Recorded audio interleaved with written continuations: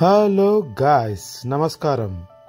ఈరోజు మనం ప్రయాణించిన ట్రైన్ వచ్చేసి 12747 గుంటూరు వికారాబాద్ జంక్షన్ మధ్య నడిచే పలనాడు సూపర్ ఫాస్ట్ ఎక్స్ప్రెస్ గురించి. గుంటూరు నుంచి ఎర్లీ మార్నింగ్ పావుగంట తేడాతో 2 రైళ్లు సికింద్రాబాద్కి బయలుదేరుతాయి. ఒకటి 17202 గుంటూరు వయా విజయవాడ, ఖమ్మం, వరంగల్, కాజీపేట మీదుగా వెళ్లే గోల్కొండ ఎక్స్ప్రెస్. మరొకటి 12747 పలనాడు సూపర్ ఫాస్ట్ ఎక్స్ప్రెస్. ఇదొక ఇంటర్సిటీ కేటగిరీ ట్రైన్. మీకు తెలుసు, భారతీయ రైల్వేలో నానా రకాల కేటగిరీ ట్రైన్స్ ఉంటాయి. Like Rajdhani, Shatabdi, Duronto, super fast, mail, intercity etcetera etcetera. ఈ సూపర్ ఫాస్ట్ కేటగిరీలోనే ఇంటర్సిటీ కూడా వస్తుంది.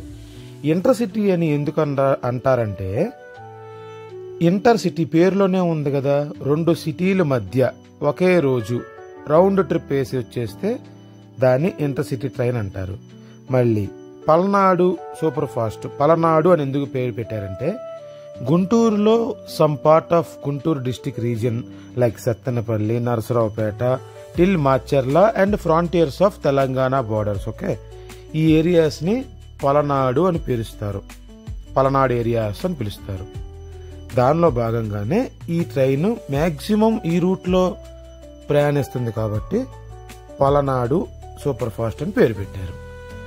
సూపర్ ఫాస్ట్ అంటే కేటగిరీలే, పలనాడు అని పేరు పెట్టారు. అండ్ ఈ కేటగిరీ దీనికి యావరేజ్ టైం ఎక్కువ కాబట్టి సూపర్ ఫాస్ట్ అని పెట్టారు.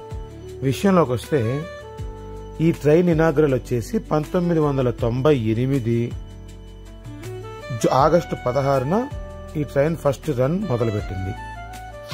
దీనికి 13 హాల్ట్లు ఉంటాయి. 353 కిలోమీటర్ల జర్నీలో 13 హాల్ట్లు.